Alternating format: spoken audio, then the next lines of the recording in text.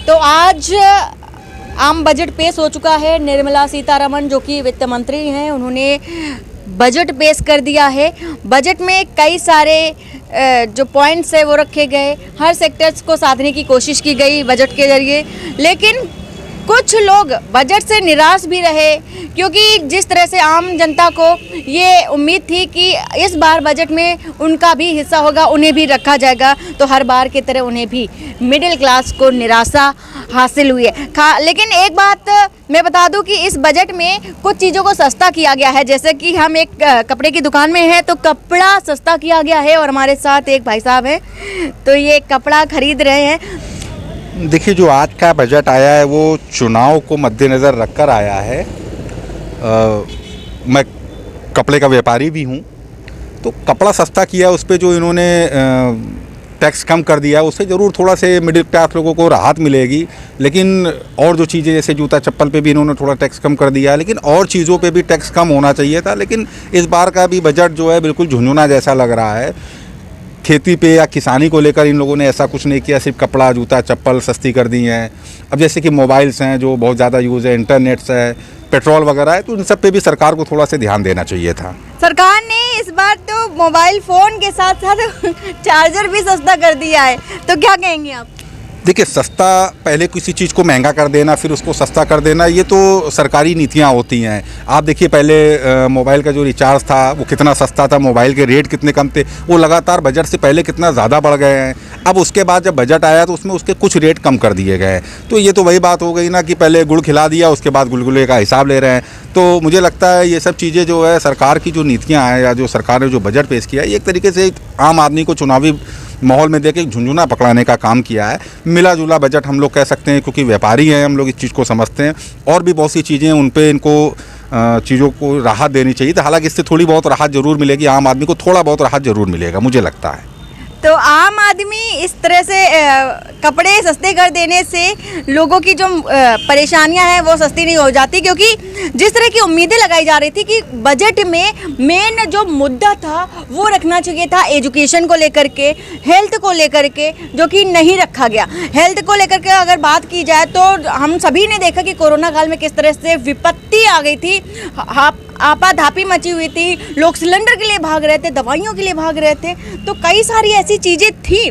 Budget को लेकर के उम्मीद जताई जा रही थी कि कोरोना काल को देखते हुए सरकार ऐसा कुछ बजट लाएगी और आम आदमी को थोड़ी राहत देगी, लेकिन ऐसा कुछ रहा नहीं। आम आदमी फिर से निराश रहा।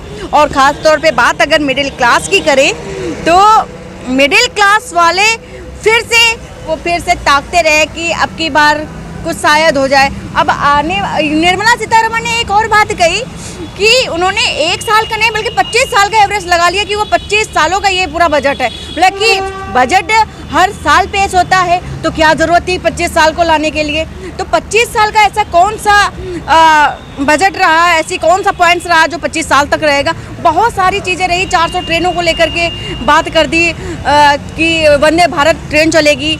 अभी प्राइवेटाइजेशन ट्रेनों को लेकर चल रहा है। बेरोजगारी की बात करें तो अभी 2 करोड़ बेरोजगारों को रोजगार देने की बात प्रधानमंत्री नरेंद्र मोदी ने पिछली बार कही थी, उसको पूरा नहीं किया। अब 60 लाख फिर से बेरोजगारों को रोजगार देने की बात एक झुंझुना ही कहेंगे, क्योंकि जिस तरह से मैंने युवाओं से बात की, उन्होंने कहा कि ये एकमात्र लोक लुभावने वादे हैं, लोक लुभावना बजट है। क्योंकि चुनाव नज़दीक है तो चुनाव के लिए कुछ तो होना चाहिए जिससे कि युवा उनके करीब आ सके, युवाओं को थोड़ी आस उम्मीद बन सके। अब बात अगर किसानों की करते हैं तो किसान हमारे देश की पिलर होते हैं, स्तंभ होते हैं, क्योंकि किसानों के बगैर हम सब का जो जीवन है निराधार हो जाता है, क्योंकि जो अनाज जो उगाता है वो हमारा किसान होता है। लेकिन किसानों के लिए ही ऐसी कोई भी चीज़ें नहीं रखी गई। एमएसपी को लेकर कहा जा रहा था कि एमएसपी को लेकर कुछ सरकार ला सकती है, बजट ला सकती है, लेकिन ऐसा कुछ भी नहीं रहा, क्योंकि एमएसपी को लेकर आए दिन किसान आंदोलन करते रहते। आपने देखा कि किस तरह से लगातार 1 साल से ऊपर किसानों ने आंदोलन किया 3 कृषि कानून को लेकर के। इसके साथ उन्होंने एमएसपी को भी हटाने की, एमएसपी के लेकर भी उन्होंने बात की थी किसानों ने, लेकिन उस पर कोई भी फैसला नहीं लिया गया है।